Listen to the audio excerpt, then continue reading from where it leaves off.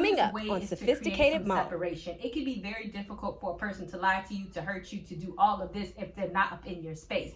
It is difficult to get over somebody when they're continuously up in our face, up in our energy, up in our talking to them and all this other type of stuff, because we can never get over the emotions. It just brings us back to the place of when we was with them, because it's always something stupid.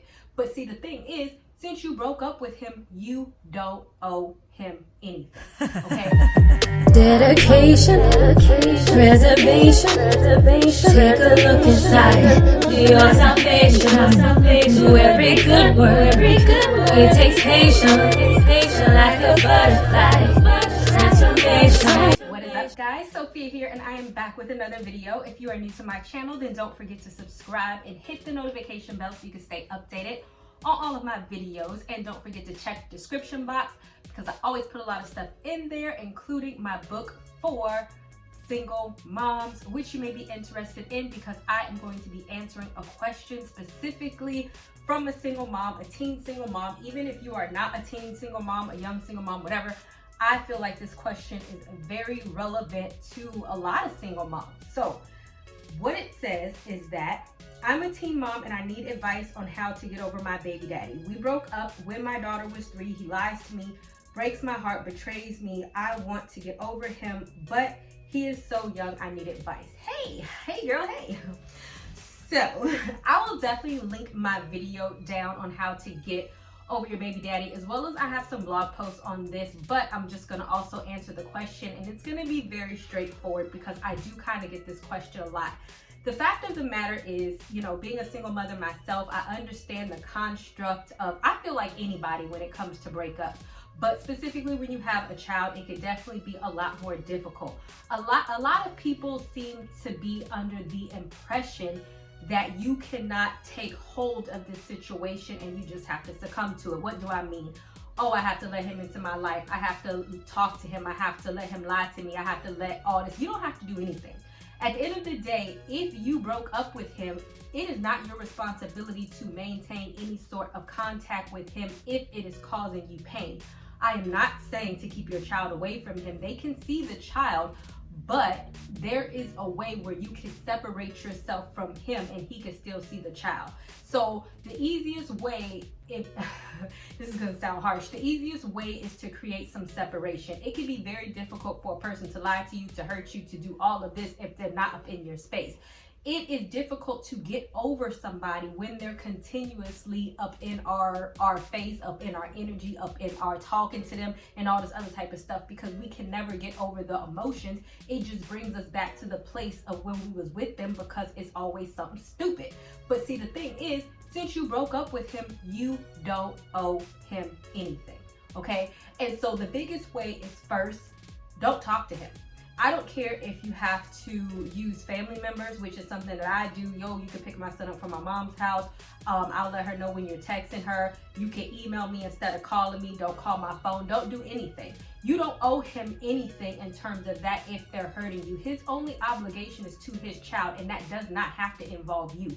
Once you create space between y'all, it is a lot easier to get over somebody if they are just not around you. Trust me, I know for a fact, when I was engaging with my son's father and we was always arguing after it was just horrible. But I was like, you know what? I need to create some space. And I don't think that I had physically seen him in over a year.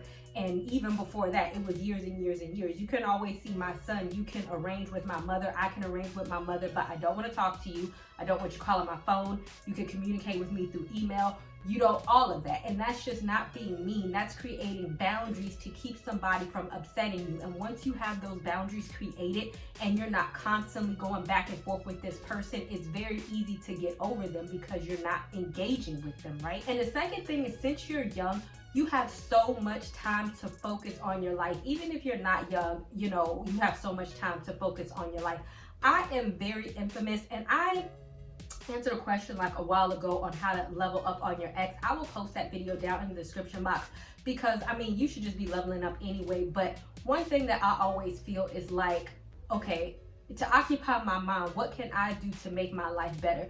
Do you want to go to school? Do you want to get a better job? Do you want to go to college? Do you want to get a scholarship? Do you want to, what is it that you want to do? Because a lot of young people are doing a whole lot of things younger and younger, and they're creating opportunities for themselves. And you need to figure out, what can I do to take my mind off of him? Because the more you are busy going about your life and doing what you need to do, the less time you have to engage in his foolishness and think about whatever it is that he is doing. And so it's like, yes, we have children with these people, but that doesn't necessarily mean that our life has to be enmeshed and entangled with them. Their obligation is to the child. I always recommend separating by all means possible from this individual, however that may be. If they're causing you pain, don't feel guilty. Don't feel like you owe them nothing. Don't feel like you have to answer their phone calls. Don't feel nothing. However you have to set up that I don't want to talk to you, come get your daughter and get busy planning out your life. I know after I really separated from my son's father, and I put this in my mentality, that's when I went back to get a master's degree. That's when I went back to get a PhD. That's when I went back to buy a house. That's when I went back to, or I didn't go back to start a business, but that's when I started a business. That's when it's like I got busy about my life. And if you're busy being about your life and attracting good men and good opportunities, or putting yourself in a position, because I always feel like the art of being equally yoked with somebody is, you have to be the person that you want to attract, right? So if you want to attract, in the future, you're still young. I'm not saying that you have to settle down now, but now is the time to do that. In the future, if I want to date better men, if I want to be with better men, if I want to, go with more mature men who have careers, who don't lie, who have their head on straight, then I too need to become that person. So if you're more focused on that and you're busy doing that, then you don't have time to focus on him and his nonsense. A lot of people feel like, oh, well, that's hard. I feel so much. Yes, you are going to feel so much in the beginning. It is going to hurt. You're going to be mad. You're going to be sad. You're going to be angry. I'm not even going to lie. You might even miss him to some capacity, but that is where your self-control has to come in, and you have to be the one to control, not going back to him, not feeding into all of that stuff. And as time goes by, you'll notice that it will get easier and easier and easier and easier. And if this is a situation where he don't want to see your daughter, he don't want to be engaged, he don't want to do whatever, then just let it be. You can't make nobody do or be what they don't want to be. The best thing that you could do right now is focus on your life, what you need to do for the future, what you need to do to make a better future for you and your daughter. And you have to understand that since you are young, I know being a teen mom is hard. I wasn't a teen mom, but I did have my son at 24. I wasn't like, I was fairly young. But one thing that I quickly realized is when I had my son, that is what put me on the right track to get my life together. And it kind of turned out to be a blessing in disguise, because it made me very serious about life at a younger age. And now, in my 30s, I'm in a better position to do what I want to do. And so that is what I suggest that you kind of do, because the more time you waste on him, the less time you have to waste on yourself. And 10 years from now, 15 years from now, you want to look up and be like, dang, I really did that with my life, instead of focusing on his nonsense, because we don't know if he's going to change. He could change tomorrow. He could change in 10 years. He could change in 5 years. He could never change.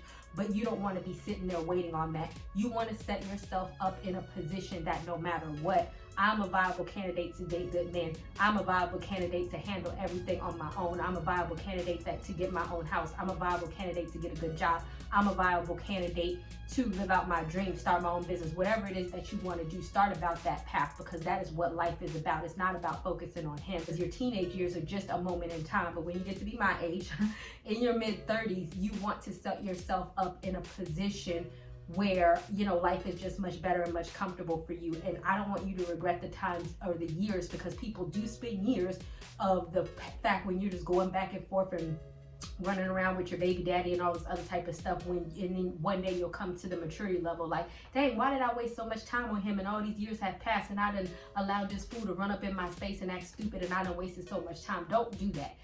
Stop this now. Do whatever you have to do. Do not feel guilty, and just go about doing your thing and eliminate him from your life. Not your daughter's life, but your life. However you can do that, okay? I know that seems easier said than done, but I promise you, once you do, if you follow my advice, speaking from personal experience, speaking from experience on what I give people or what I tell people to do, when you finally learn to do this, you will be much more thankful and grateful that you did, all right? All right, so thank you so much for watching, and I definitely hope that this helped you. If you are a single mom and you're having issues getting over your baby daddy, I would love to hear some of your comments, concerns. If you have any specific questions that you want to tell me, that, and I will try to get to it and shoot a video. All right, guys, I'll see you guys another day, another time. Bye, y'all. You may be a divorcee, a widow, a one-night stand, a woman that has never been married, or a woman who became a mother through an unplanned pregnancy. It does not matter. What does matter is today. Today is a new day. Yesterday is gone and passed away. And with every renewing day, you have an opportunity to reinvent yourself. But the key is stepping into your future and letting go of the past. Hi, my name is Dr. Sophia Reed, and that was just a short excerpt from my book, Fix It Jesus for Single Moms Only, the straightforward, no-nonsense guide to passion, purpose, and prayer. This 30-day devotional is an Amazon bestseller and is available on Kindle, Amazon, and also through audiobook. I created this book specifically for single moms because it is dedicated to your journey as a single mom and living the best life possible, the one that God has for you. Don't continue to stand in condemnation because you are a single mom. God does not view you as inadequate, and therefore you no longer need to see yourself as such. Today is a new day. It is time to step forward into the life and the purpose that God has for you. And also, don't forget to visit my website where you can get the accompanying workbook and video for the book.